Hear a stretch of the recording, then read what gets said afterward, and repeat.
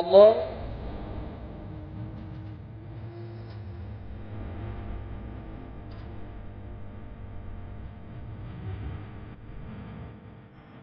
بسم الله الرحمن الرحيم. الحمد لله رب العالمين، والصلاة والسلام على سيد الأنبياء والمرسلين محمد وعلى آله وأصحابه أجمعين ومن تبعهم بإحسان ودعا بدعوتهم إلى يوم الدين.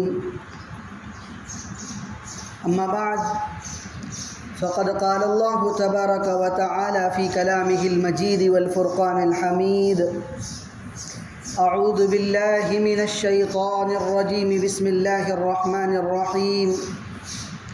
ونفخ في الصور فإذا هم من الأجداث إلى ربهم ينسلون.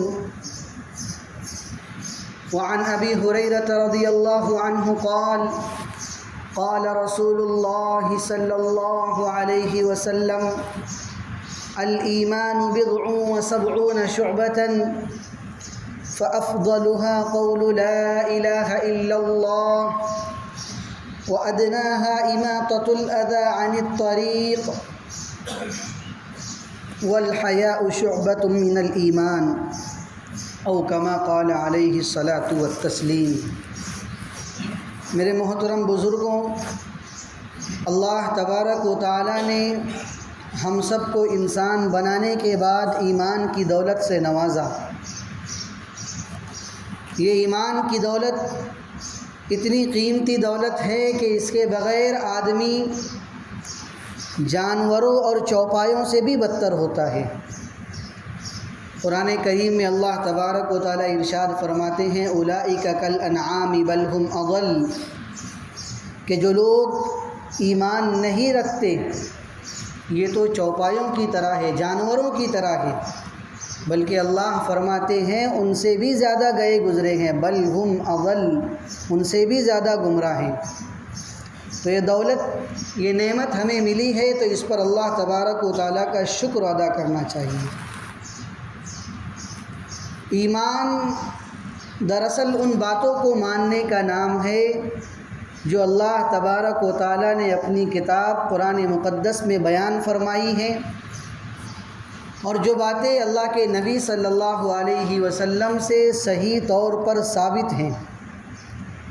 ان تمام باتوں کو ماننے کا نام ایمان ہے، چاہے اسے ہماری عقل قبول کرے نہ کرے، دنیا کے لوگ اس کا مذاق اڑائیں، اسے عجیب کہیں، اس پر اعتراض کرے، اس پر اشکال کرے، لیکن مومن تو وہی ہوگا جو اللہ تبارک و تعالیٰ کی بتائی ہوئی باتوں اور اللہ کے نبی صلی اللہ علیہ وسلم کی بتائی ہوئی باتوں کو دل سے مانے گا. ایمان حقیقت میں دل سے ماننے کا نام ہے. زبان یہ تو فقط ایک ذریعہ ہے. اللہ کے نبی صلی اللہ علیہ وسلم نے اور قرآن مقدس نے بہت ساری ایسی باتیں بیان کی ہے جو غیب سے تعلق رکھتی ہے، جو ہماری آنکھوں سے نظر نہیں آتی. آپ دیکھیے، جو عقل اس کو قبول بھی نہیں کرتی بہت سی مرتبہ. اللہ کے نبی صلی اللہ علیہ وسلم نے یہ خبر دی ہے کہ جب انسان قبر میں رکھا جاتا ہے، قبر میں ڈالا جاتا ہے، تو اس کے پاس منکر نکیر آتے ہیں، اس سے سوالات کرتے ہیں. مومن ہوتا ہے تو صحیح جواب دیتا ہے، منافق یا کافر ہوتا ہے تو جواب نہیں دے پاتا ہے. یہ ساری باتیں اللہ کے نبی صلی اللہ علیہ وسلم نے بیان کی ہے. اب آپ ان باتوں کو اگر آپ دیکھنا چاہیں کہ نہیں مجھے مشاہدہ کرنا ہے، اپنی آنکھوں سے دیکھنا ہے، اس کے لیے آپ نے قبر میں بہترین قسم کا کیمرہ لگا دیا، وہاں بہترین سے بہترین روشنی کا انتظام کر دیا، اور کیمرہ لگا کر آپ اسکرین پر دیکھنے بیٹھ گئے کہ قبر میں رکھے جانے کے بعد منکر نکیر کب آئیں گے، کب سوال کریں گے، مردہ کب جواب دے گا. آپ یہ دیکھنے بیٹھ جائیں گے تو آپ کو کچھ نظر نہیں آئے گا. بظاہر جس کو آپ نے قبر میں رکھا ہے وہ مردہ اور بے جان نظر آئے گا، لیکن ہمارا قرآن کہتا ہے، ہماری حدیث کہتی ہے کہ منکر نکیر آئیں گے، سوالات کریں گے، سوال جواب کا سلسلہ ہوگا۔ اب چاہے ہمیں وہ آنکھوں سے نظر نہ آئے تب بھی ہمیں ماننا ہے، تب بھی ہمیں اس پر ایمان رکھنا ہے۔ اور اللہ کے نبی صلی اللہ علیہ وسلم نے قبر کے احوال بہت تفصیل سے بیان فرمائے ہیں۔ کیوں بیان فرمائے ہیں؟ اس لیے کہ حدیث پاک میں خود اللہ کے نبی صلی اللہ علیہ وسلم کا فرمان ہے کہ قبر آخرت کی منزلوں میں سے پہلی منزل ہے۔ جو اس منزل میں کامیاب ہو گیا تو اس کے لیے آگے کی منزلیں آسان ہوتی جاتی ہیں، اور جو یہاں پھنس جاتا ہے پھر اس کے لیے آگے کے مراحل اور مشکل ہوتے جاتے ہیں۔ اسی طرح اللہ کے نبی صلی اللہ علیہ وسلم نے بیان فرمایا کہ قیامت آئے گی۔ قرآن کریم میں 10 آیات قیامت کے آنے کے متعلق ہے، وَأَنَّ السَّاعَةَ آتِيَةٌ لَا رَيْبَ فِيهَا، کہ قیامت آ کر رہے گی، اس میں کوئی شک نہیں ہے۔ اور حدیث پاک میں قرآن کریم میں بعث بعد الموت، مرنے کے بعد دوبارہ اٹھائے جانے کا بھی کانسیپٹ ہے۔ ہماری عقل یہ کہتی ہے، ہماری نظر یہ کہتی ہے کہ انسان مر گیا، بے جان ہو گیا، مر کھپ گیا، مٹی ہو گیا، ہڈیاں اس کی کھدری ہو گئی، ہڈیاں چورا چورا ہو گئی، اب دوبارہ کیسے زندہ ہوگا؟ مشرکین یہی اعتراض کرتے تھے۔ اللہ کے نبی صلی اللہ علیہ وسلم کے سامنے ایک مشرک ہڈی لے کر آیا، بالکل چورا، اور اس طرح اس نے اللہ کے نبی کے سامنے اس کا بگا اڑایا اور بتایا کہ بتاؤ اللہ اس کو زندہ کرنے پر قادر ہے۔ سورہ یاسین میں اس کا تذکرہ ہے۔ اللہ کے نبی صلی اللہ علیہ وسلم کو اللہ تبارک و تعالیٰ نے یہ بات سکھلائی کہ آپ کہہ دیجئے کہ تو اپنی پیدائش کو بھول گیا، اپنے بارے میں بھول گیا۔ وَنَسِيَ خَلْقَهُ قَالَ مَن يُحْيِي الْعِظَامَ وَهِيَ رَمِيمٌ، اللہ نے کہا قُلْ يُحْيِيهَا الَّذِي أَنشَأَهَا أَوَّلَ مَرَّةٍ، آپ کہہ دیجئے کہ اس ہڈی کو وہی زندہ کرے گا جس نے پہلی مرتبہ پیدا کیا تھا۔ وَهُوَ بِكُلِّ خَلْقٍ عَلِيمٌ، اور اللہ اپنی مخلوق سے بہت زیادہ واقف ہے۔ انسان یہ سمجھتا ہے کہ ذرات مٹی میں مل گئے، ہوا میں اڑ گئے، پانی میں بہہ گئے تو کیسے؟ لیکن اللہ تبارک و تعالیٰ کی قدرت، اللہ قدرت کاملہ رکھتے ہیں، اسباب کے تابع نہیں ہیں، سارے اسباب اللہ کی قدرت کے تابع ہیں۔ تو اس لیے قرآن کریم میں اور احادیث میں جو باتیں صحیح طور پر ثابت ہیں، صحیح طور پر بیان کی گئی ہیں، ان پر ایمان رکھنا، ان کو ماننا، یہ ہمارے لیے لازم اور ضروری ہے۔ اب وہ کتنی باتیں ہیں جن کو ماننا ہمارے لیے لازم اور ضروری ہے؟ تو علماء نے بیان کیا ہے پورے قرآن و کریم کو اور احادیث کو کھنگال کر کہ وہ 16 باتیں ہیں جن کو ماننا ایک ایمان والے کے لیے، ایک مومن کے لیے ضروری ہے۔ سب سے پہلی چیز ہے اللہ تبارک و تعالیٰ کی ذات پر ایمان رکھنا، کہ اللہ تبارک و تعالیٰ موجود ہیں، اللہ تبارک و تعالیٰ کا وجود ہے۔ ایتھیزم، الحاد، یہ جو نظریہ ہے دنیا میں ابھی بہت تیزی سے یہ بھی بڑھ رہا ہے۔ ان کا یہ کہنا ہے کہ اس کائنات میں کوئی خدا نہیں ہے، اس کائنات کو چلانے والا کوئی نہیں ہے، کوئی کریٹر نہیں ہے، یہ کائنات خود بخود وجود میں آ گئی۔ اب ان کو جواب دینے والوں نے اپنے طریقے سے بہت مرتبہ جواب بھی دیا گیا۔ عجیب و غریب بات ہے، آپ دیکھیے انسان کی پورا جو میکینزم ہے انسان کی باڈی کا، اللہ تبارک و تعالیٰ نے کتنا بہترین بنایا ہے۔ آج اتنی ترقی ہو گئی ہے، روبوٹ بن رہے ہیں، ساری چیزیں بن رہی ہیں، لیکن انسانی عضو جو اللہ تبارک و تعالیٰ نے رکھا ہے اس تک ابھی تک انسان پہنچ ہی نہیں پایا ہے۔ ایک ہمارے جسم میں ایک آرگن ہے کڈنی، ذرا سا آرگن ہے، کتنا بڑا کام کرتا ہے وہ، دن میں کتنی مرتبہ ہمارا خون فلٹر کرتا ہے ہمیں پتہ بھی نہیں چلتا۔ وہ خراب ہو جائے تو انسان ڈائلیسس پہ لگ جاتا ہے، ہفتے میں 2 مرتبہ کراتا ہے، پھر بھی وہ جو ایک صحت مند انسان ہوتا ہے اس طرح اس کی بھی حالت نہیں ہو پاتی۔ تو یہ ایک مثال دے رہا ہوں، آپ ہر عضو پر غور کیجئے۔ ابھی آرٹیفیشل دل بھی بنا ہے، مصنوعی دل، وہ بھی لگا کر انسان کو چلانے کی کوشش کی جا رہی، لیکن اس سے زیادہ دیر انسان چل نہیں پاتا، اس کی بیٹری چارج کرنا پڑتی ہے۔ اللہ تبارک و تعالیٰ اگر ہمارے دل میں یہ سسٹم کر دیتے کہ اس کو چارجنگ کرو تو ہم سب تو کب کے نکل چکے ہوتے۔ یہ اللہ تبارک و تعالیٰ نے، تو یہ اللہ تبارک و تعالیٰ کی جو ہماری پوری باڈی ہے، اسی لیے علماء نے ہماری باڈی کو عالم اصغر، چھوٹی دنیا کہا ہے، کہ اس میں اگر غور کر لے انسان تو اللہ تبارک و تعالیٰ کی ذات پر ایمان رکھنا، اللہ کے وجود پر ایمان رکھنا اس کے لیے بہت آسان ہو جائے گا۔ تو سب سے پہلا کام ہے اللہ کی ذات پر ایمان رکھنا۔ دوسرا اللہ کی صفات پر ایمان رکھنا، تمام اچھی صفات جو اللہ تبارک و تعالیٰ کے لیے ثابت ہیں وہ ثابت ماننا، ان پر ایمان رکھنا یہ بھی ضروری ہے۔ تیسری چیز، اللہ کے علاوہ دنیا کی تمام چیزیں حادث ہیں۔ حادث کا مطلب یہ ہے کہ پہلے نہیں تھی، بعد میں وجود میں آئی اور ہمیشہ نہیں رہیں گی، ختم ہوں گی۔ صرف اللہ تبارک و تعالیٰ کی ایک ذات ہے جو ہمیشہ سے ہے اور ہمیشہ رہیں گی، اور اللہ تعالیٰ جسے رکھنا چاہے وہ ہمیشہ رہے گا، ایک الگ بات ہے۔ لیکن اللہ کے علاوہ کوئی حادث نہیں ہے، کوئی ایٹرنل نہیں ہے، کوئی پہلے سے نہیں ہے، سب دنیا میں بعد میں وجود میں ہے۔ ابھی دنیا کے لوگ کہتے ہیں کہ جو میٹر ہے، میٹر یہ ایٹرنل ہے، لیکن حقیقت یہ ہے کہ میٹر بھی ایٹرنل نہیں ہے، مادہ جسے کہتے ہیں مادہ بھی ایٹرنل نہیں ہے، بلکہ اللہ تبارک و تعالیٰ نے اس کو وجود بخشا ہے، اور اللہ تبارک و تعالیٰ جب چاہیں گے اس کو ختم کر دیں گے۔ تو اللہ کے علاوہ تمام چیزیں حادث ہیں۔ چوتھی بات، اللہ کے تمام وعدوں پر یقین رکھنا۔ قرآن کریم میں اللہ کے نبی صلی اللہ علیہ وسلم نے اپنی زبان سے جتنے وعدے فرمائے ہیں ان تمام وعدوں پر یقین رکھنا یہ بھی ایمان لانے کے لیے ضروری ہے۔ اللہ کی تمام وعیدوں پر، جس گناہ پر اللہ نے جو وعید سنائی ہے، جو ڈر سنایا ہے ہمیں، ان باتوں پر ایمان رکھنا۔ چھٹی چیز، فرشتوں پر ایمان رکھنا۔ فرشتے ایک نورانی مخلوق ہے جنہیں اللہ تبارک و تعالیٰ نے کائنات میں مختلف کاموں پر لگائے رکھا ہے۔ قرآن کریم نے ان کی صفت بیان کی ہے، لا یعصون اللہ ما امرهم ویفعلون ما یؤمرون، کہ اللہ تبارک و تعالیٰ انہیں جو حکم دے دیتے ہیں وہ اس کے خلاف نہیں کرتے، یہ فرشتوں کی صفت ہے۔ انبیاء اور رسولوں پر ایمان رکھنا، ساتویں چیز کہ انبیاء اور رسول اللہ تبارک و تعالیٰ نے انسانوں کی ہدایت کے لیے بھیجے، وہ برحق تھے۔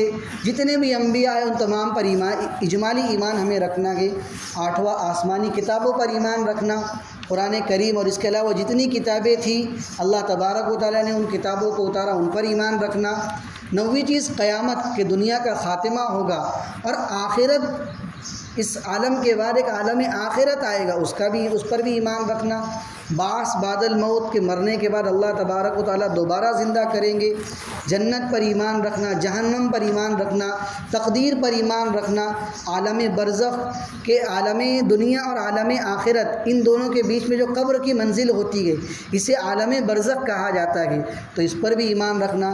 برزخ کے بارے میں اللہ کے نبی نے فرمایا کہ انما القبر روضۃ من ریاض الجنہ او حفرۃ من حفر النار، کہ قبر یا تو جنت کی کیاری بنے گی یا دوزخ کا گڑھا بنے گا۔ اب انسان کے اوپر ہے کہ وہ اس کو کیا بناتا ہے، اچھے اعمال کر کے اس کو اپنے لیے جنت کی کیاری بنا لے یا برے اعمال کر کے دوزخ کا گڑھا بنا لے۔ 15ویں چیز ہے صراط مستقیم پر ایمان رکھنا، اور قیامت کے دن اعمال کا وزن ہوگا، اعمال تولے جائیں گے، ان پر ایمان رکھنا۔ اور 16ویں چیز ہے شفاعت، کہ اللہ تبارک و تعالیٰ اجازت دیں گے انبیاء کو، اپنے نیک بندوں کو، صدیقین کو، شہداء کو، کہ وہ امت کے گناہ گاروں کی شفاعت کرے۔ اللہ اجازت دیں گے، ان کے پاس بھی خود پاور نہیں ہے، اللہ اجازت دیں گے تب یہ لوگ کیا کریں گے، شفاعت کر پائیں گے۔ تو ان تمام چیزوں پر ایمان رکھنا یہ ہمارے لیے ضروری ہے۔ یہ تو ہوا عقیدے کی بات جو دل سے ماننا ہے، لیکن ایمان کی کچھ دلیل بھی ہے۔ بندہ مومن ہے اس کی علامت کیا ہے، بندہ ایمان والا ہے اس کی دلیل کیا ہے؟ تو اللہ کے نبی صلی اللہ علیہ وسلم نے خود حدیث مبارک میں بیان فرمایا کہ الایمان بضع و سبعون شعبۃ، کہ ایمان کے 70 سے زیادہ شعبے ہیں، یعنی وہ اعمال جو ایمان کی دلیل ہیں، وہ اعمال جو ایمان کی علامت ہیں، وہ 70 سے زیادہ ہیں۔ ان میں سب سے افضل کیا، فافضلها قول لا الہ الا اللہ، سب سے افضل زبان سے لا الہ الا اللہ کا اقرار کرنا، یہ تو سب سے افضل درجہ ہوا۔ ایمان کا سب سے کم درجہ کیا ہے؟ کم درجے سے مراد کہ اس کے بعد پھر ایمان نہیں رہے گا، تو کہا کہ وَأَدْنَاهَا إِمَاطَةُ الْأَذَى عَنِ الطَّرِيقِ، یہ بہت غور کرنے کی بات ہے۔ اللہ کے نبی نے بیان فرمایا کہ ایمان کا سب سے ادنا درجہ، ایمان کا سب سے کم درجہ یہ راستے سے تکلیف دہ چیز کو ہٹا دینا ہے۔ آپ راستے سے گزر رہے ہیں، آپ نے دیکھا کہ راستے میں بڑا پتھر پڑا ہوا ہے، کوئی گاڑی والا، کوئی پیدل چلنے والا اس سے ٹکرا جائے گا، گر جائے گا، تو آپ کے ایمان کا تقاضا ہے، یہ دنیاوی کام نہیں ہے، دنیا کا کام نہیں، یہ ثواب کا کام ہے، دین کا کام ہے، آپ کے ایمان کا تقاضا ہے کہ آپ اس پتھر کو سائیڈ میں کر دیں۔ کیلے کا چھلکا پڑا کہ آپ نے دیکھا کہ کسی کا پیر پڑے گا وہ پھسل جائے گا، تو آپ کے ایمان کا تقاضا یہ ہے کہ آپ کیا کریں اس کو۔ تو دیکھیے یہ آخری درجے کا ایمان ہے، یہ کوئی بہت اعلیٰ کام نہیں بتا رہے۔ اللہ کے نبی نے کیا کہا کہ یہ آخری درجے کا ایمان ہے، اس کے بعد ایمان نہیں۔ اب ہم سوچیں کہ ہم ایمان کے تقاضوں پر کہاں تک عمل کرتے ہیں۔ ایمان کا تقاضا تو یہ ہے کہ راستے سے تکلیف دہ چیز کو بھی ہٹانا ہے، راستے کی بات کر رہے ہیں۔ ہمارا عمل یہ ہوتا ہے بہت سی مرتبہ کہ ہم ہٹانے کی بجائے تکلیف کا ذریعہ بنتے ہیں۔ دیکھیے اتی کرمن کرتے ہیں ہمارے علاقوں میں، بڑا اس کا رواج ہے، اس کو اپنی ہوشیاری سمجھتے ہیں۔ اتی کرمن کرنا یہ بھی راستے پر تکلیف دہ چیز کو ڈالنا ہے۔ حدیث میں ہے، ابو داؤد شریف کی روایت ہے، جہاد کے موقع سے، جہاد سے صحابہ کرام واپس ہو رہے تھے، راستے میں ایک جگہ قیام کیا تو کچھ لوگوں نے اپنا سامان ایسی جگہ رکھ دیا کہ آنے جانے کا راستہ بلاک ہو گیا یا راستہ تنگ ہو گیا۔ اللہ کے نبی صلی اللہ علیہ وسلم نے ایک صحابی کو بھیجا کہ جاؤ اعلان کر دو کہ جن لوگوں نے راستے میں یہ چیز رکھی ہے ان کا جہاد بھی قبول نہیں ہوگا۔ ہم سمجھ رہے کہ معمولی چیز ہے، چھوٹا عمل ہے، لیکن یہ ایمان کی دلیل ہے کہ راستے پر تکلیف دہ چیز دکھی تو ہٹانا ہے۔ اگر ہم تکلیف دہ چیز کو بڑھا رہے ہیں تو گویا ہم ایمان کے ادنا درجے پر بھی عمل نہیں کر رہے ہیں۔ ہم سب اپنا جائزہ لیں، ہم سب خود سوچیں کہ ہم اگر ان گناہوں میں ملوث ہے، ان عادتوں میں ملوث ہے تو آج ہی توبہ کرے، آج ہی اتی کرمن کو روڈ پر سے ہٹا لے تاکہ آنے جانے والوں کو آسانی سے گزرنے کی کوئی تکلیف نہ ہو۔ بہت سے علاقے خامگاؤں میں ایسے ہیں کہ وہاں ایمبولینس نہیں جا سکتی، اگر بڑی ایمبولینس لانے کی ضرورت پڑ جائے تو وہاں گاڑی نہیں گھسے گی، اگر کہیں آگ لگ جائے تو فائر بریگیڈ کی گاڑی نہیں گھسے گی۔ تو یہ جو اس طرح لوگوں نے راستہ تنگ کیا ہے اتی کرمن کر کے، جو اپنی جگہ پر ہے وہ ہے الگ بات، جن لوگوں نے اتی کرمن کر کے راستہ تنگ کیا ہے انہیں سوچنا چاہیے کہ اگر ہمارے گھر کا کوئی پیشنٹ ایسی حالت میں ہو جائے کہ اسے فوری طور پہ ایمبولینس کی ضرورت ہے اور گھر تک ایمبولینس نہ پہنچ پائے تو ہم کیا کریں گے۔ تو اس لیے ہم جس جگہ پہ جائیں، بہت سی مرتبہ انسان بازار جاتا ہے، ادھر جاتا ہے ادھر جاتا ہے تو سواری ایسی جگہ کھڑی کر دیتا ہے کہ اس کی وجہ سے راستہ بلاک ہو جاتا ہے، راستہ بند ہو جاتا ہے۔ تو سواری کھڑی کرنے میں بھی ہم پہلے چاروں طرف نظر گھمائیں کہ اگر ہم نے یہاں سواری کھڑی کر دی، یہاں گاڑی کھڑی کر دی تو کہیں ہمارے عمل سے کسی کو تکلیف تو نہیں ہوگی۔ اگر نہیں ہوتی ہے تو آپ کھڑی کیجیے، اگر وہاں کھڑی کرنے سے تکلیف ہو رہی ہے تو آپ سائیڈ میں لگائیے۔ بہت سے لوگوں کی یہ بھی عادت ہوتی ہے کہ راستے میں کوئی ملا تو بیچ راستے میں بات کرنے کھڑے ہو جائیں گے۔ اب پیچھے سے آنے والوں کو، آگے سے آنے والوں کو تکلیف ہوتی ہے، ان کا راستہ تنگ ہو جاتا ہے۔ تو یہ چھوٹی چھوٹی باتیں ہیں جن کو ہم سمجھتے ہیں کہ یہ کوئی بڑا مسئلہ نہیں ہے، لیکن یہ ایمان کا تقاضا ہے۔ اللہ تبارک و تعالی ہم سب کو عمل کی توفیق عطا فرمائے۔ آخری چیز اللہ کے نبی نے جو بیان فرمائی، والحیاء شعبۃ من الایمان، کہ حیا، شرم، لحاظ کرنا یہ ایمان کا بہت بڑا شعبہ ہے۔ انسان اللہ سے شرم کرے، انسان چاہے تنہائی میں ہو یا لوگوں کے سامنے ہو۔ بسا اوقات انسان لوگوں کے سامنے تو شرم کر لیتا ہے، گناہوں سے بچ جاتا ہے، لیکن جب انسان تنہائی میں جاتا ہے تو وہاں پر کوئی دیکھنے والا نہیں ہوتا سوائے اللہ کے، تو وہاں پر کیا کرتا ہے انسان؟ گناہوں میں ملوث ہو جاتا ہے۔ تو اگر کسی انسان کے اندر حیا ہوگی تو وہ اس جگہ بھی کیا کرے گا؟ گناہوں سے بچے گا۔ اللہ کے نبی نے بیان فرمایا لِكُلِّ دِينٍ خُلُقٌ، کہ ہر مذہب کی، ہر دین کی کوئی نہ کوئی اچھی عادت ہوتی ہے۔ وَخُلُقُ الْإِسْلَامِ الْحَيَاءُ، اور اسلام کی جو سب سے بہترین عادت ہے وہ الحیا، لحاظ کرنا، شرم کرنا۔ اللہ تبارک و تعالی ہم سب کو ان باتوں پر عمل کی توفیق عطا فرمائے۔